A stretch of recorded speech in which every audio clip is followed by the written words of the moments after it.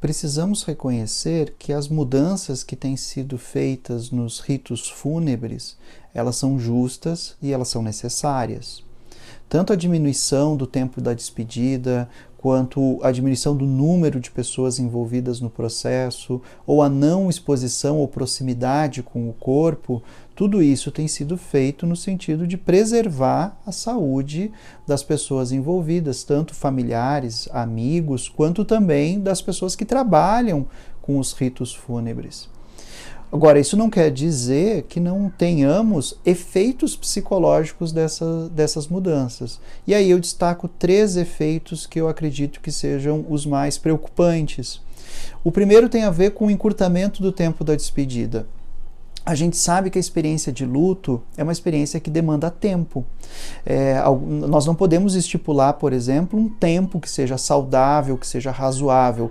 Cada pessoa, na relação com a sua própria perda, precisa de tempos diferentes para viver a extensão dessa perda na sua vida e para poder projetar quem ela se tornará a partir do momento em que vive essa falta. Porque nós também deixamos de ser quem nós éramos a partir do momento em que uma parte muito significativa dos nossos afetos, dos nossos amores, das nossas relações pessoais não se faz mais presente ou se faz presente como uma falta. E aí nos tornamos aqueles que não tem mais essa pessoa por perto, que não estão mais na relação direta com essa pessoa. A segunda modificação tem a ver com o caráter público do rito fúnebre. O quão público precisa ser uma despedida.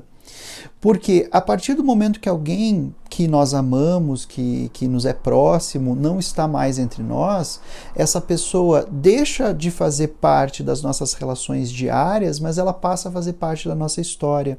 Então a maneira pela qual ela vai ser lembrada, a maneira pela qual ela vai ser rememorada, a maneira pela qual ela vai fazer parte de uma história social, da história do grupo, da história da comunidade, da história da família, isso precisa ser negociado. Por isso que as despedidas também são momentos de prestar reconhecimento, de acertar contas, de negociar como essa pessoa será vivida em sua falta. Isso requer um certo tipo de diálogo, isso requer um certo tipo de comunhão, de solidariedade. Então isso faz muita falta.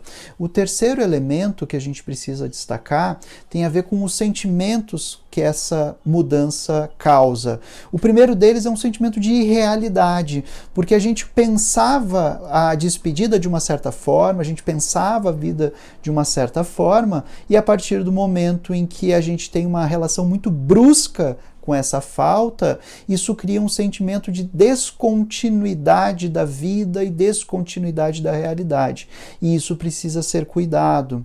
O segundo elemento, o segundo sentimento, tem a ver com uma sensação de contágio ou disseminação da morte, como se essa experiência agora fosse tomar parte de toda a vida, já que ela está ligada a esse sentimento de contágio, por se tratar de uma doença que é invisível, que pode estar em qualquer lugar, etc.